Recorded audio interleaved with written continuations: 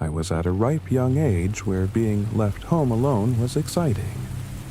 I was like 13, and my parents had just recently started entrusting me to be home alone.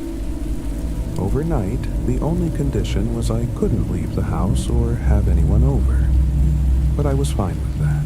Something about being able to blast my music or video games without my dad yelling at me was just exhilarating. To make things even better, it was a rainy night which turned into a thunderstorm. I sat outside under the A for a while watching the thunderstorm, as I like to do.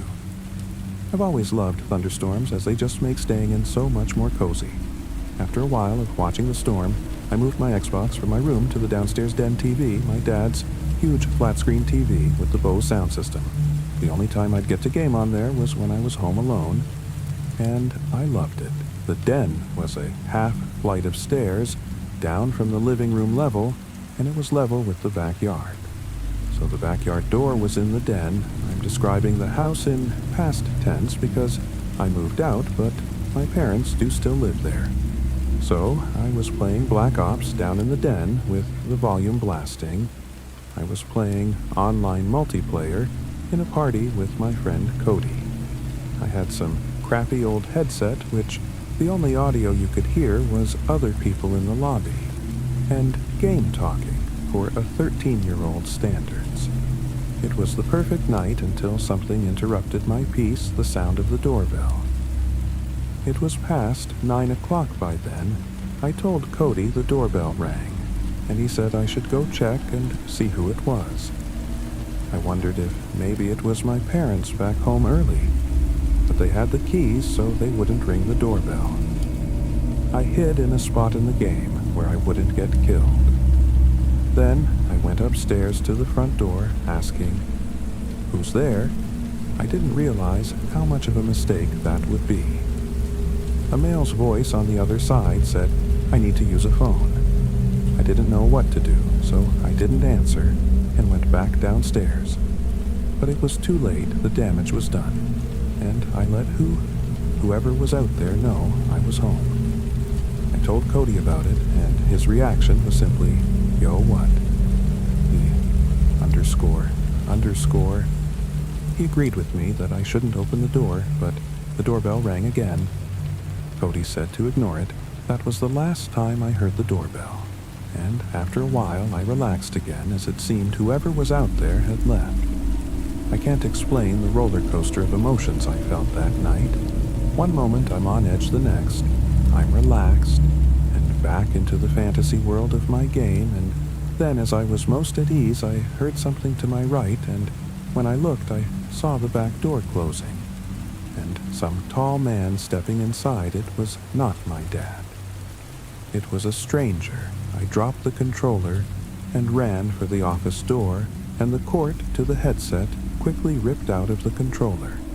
I made it to the office and slammed the door shut, and I'm by no means exaggerating when I say the second after I locked the door handle aggressively shook as the man on the other side tried opening the door.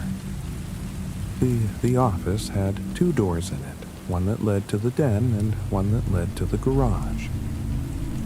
My only chance to escape the house was to go through the garage, but before even moving, I just stood still waiting for something to happen on the other side of the door.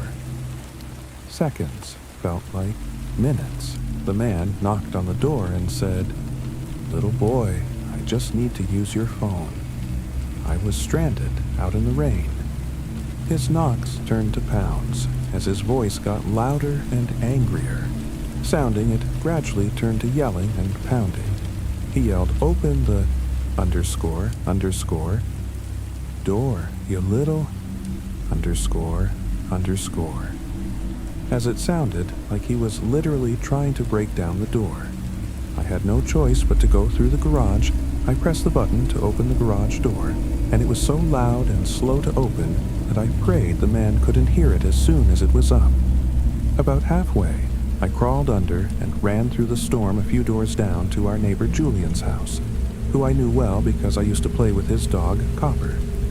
When I was little, I heard Copper barking as I rang the bell, looking back in my house, hoping not to see someone coming down the block. Julian opened the door and I ran into his arms, begging him for help as his wife came out of the kitchen in confusion when I told them of the break-in. Their demeanors instantly changed.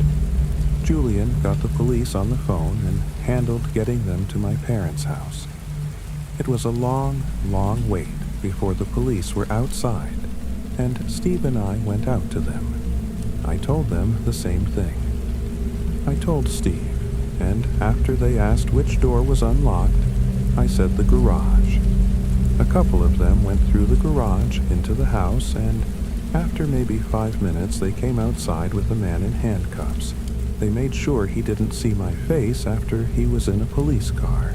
They asked me if I knew that man, and I said no. Of course I don't know that man.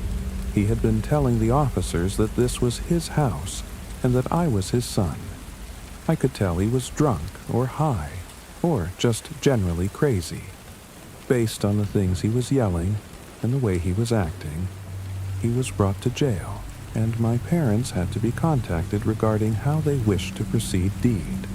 And they pressed charges. His name was John McCarty. He got charged for, I believe, criminal trespass. It didn't make me feel any safer that that man would one day be out and know where I lived.